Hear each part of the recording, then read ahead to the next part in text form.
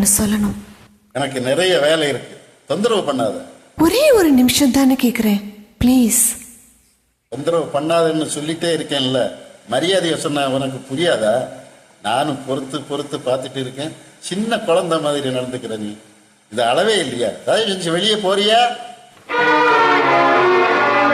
இந்த இடத்தை விட்டு வெளியே போக சொல்றீங்களா, இல்ல இந்த வீட்டை விட்டு வெளியே போக சொல்றீங்களா? ரெண்டும் தான். அப்ப இன்னும் ஏன் என்ன இங்க வச்சிட்டு இருக்கீங்க? மெட்ராஸுக்கு அனுப்பி விட வேண்டியது தானே. ஓயன், உன்னை யாரு வேண்டாங்கிற? அப்ப என் டிக்கெட்டுக்கு ஏற்பாடு பண்ணுங்க. பண்றேன், இப்பவே பண்றேன்.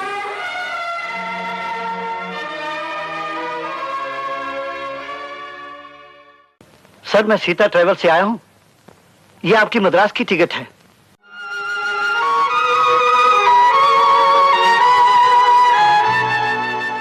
இந்த ஆன் ட்ரெயின் டிக்கெட். நான் என்ன பண்றது?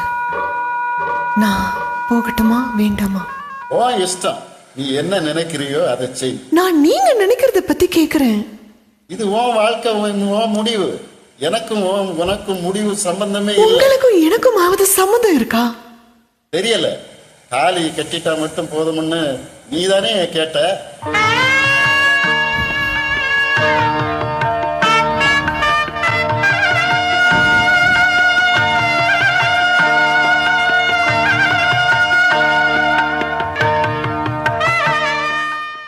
வீட்டு கணக்கெல்லாம் இதுல எழுதி வச்சிருக்கேன்.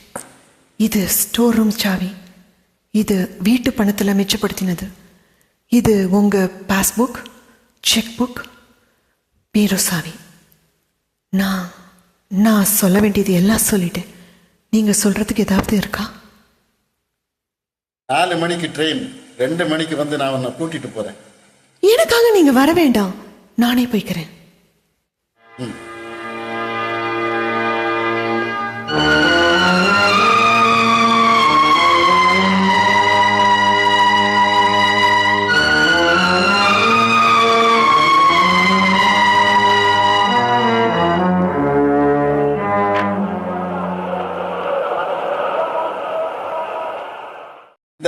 நீ முதல்ல என்கிட்ட விரும்பி கேட்டது, அது கூட வாங்கி கொடுக்காம ஒன்னு அனுப்ப எனக்கு விருப்பம் இல்லை.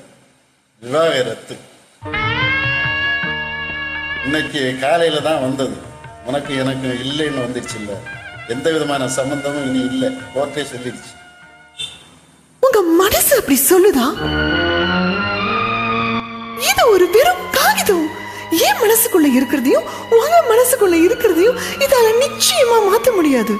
உங்களுக்கு என்ன பிடிக்கலைன்னா கூட பரவாயில்ல, என்னால தாங்கிக்க முடியும். ஆனா உங்களுக்கு என்ன பிடிச்சிருக்கு, ஒத்துக்கதான் மனசு இல்ல. நான் ஒத்துக்கிறேன், வெக்கத்தை விட்டு ஒத்துக்கிறேன். நான் உங்களை விரும்புறேன், சத்தியமா மனப்பூர்வமா உங்களை விரும்புறேன்.